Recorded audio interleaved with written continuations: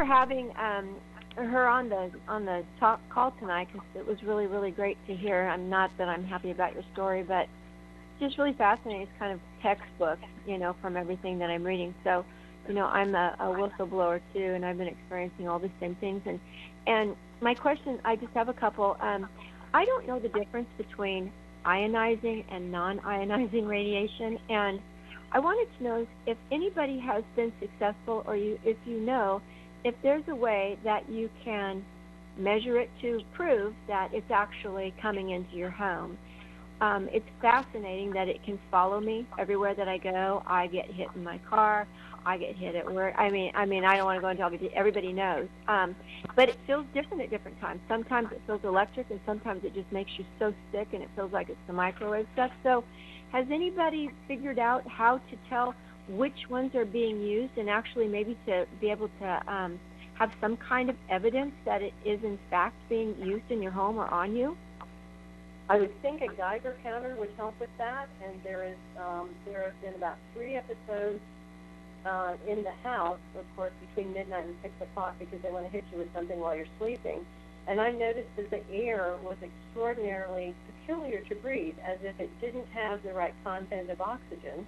And I'm not saying that this is so, but I ask myself, I question whether this is a sign of the ionizing radiation, which of course is more like nuclear and things that you don't want to be exposed to at all. But the air was very strange, and when I went out and bought a salt lamp, which is supposed to put positive ions back in the air, then it helped with the breathability of the air. But the fact that something that puts positive ions back into the air was helpful tells me that the air was basically negative in ions, and that is not normal.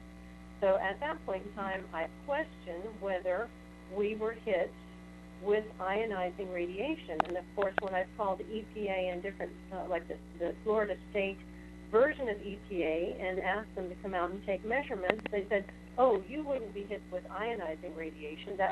You would have to have a radioactive isotope to have that. So we're not going to bother to come out and measure.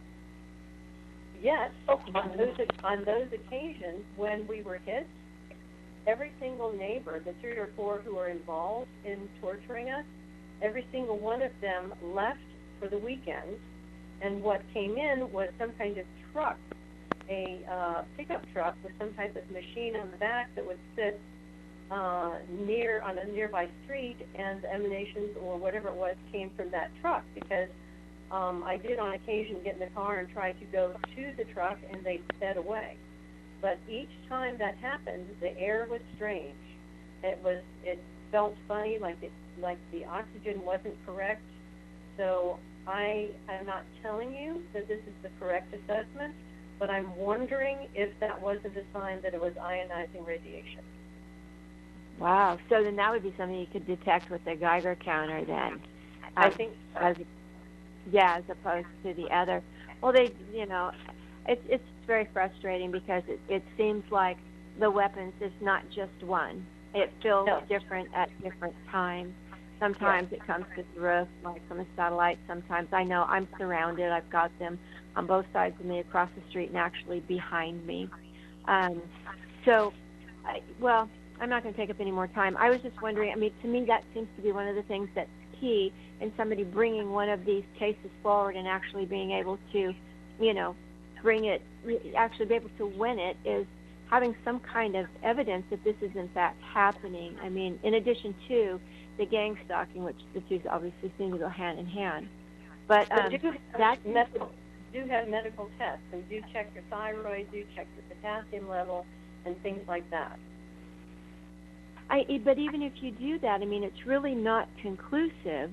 And I guess, so here's the reason that I want to know about these weapons, and I've tried to read the patents and the specs, and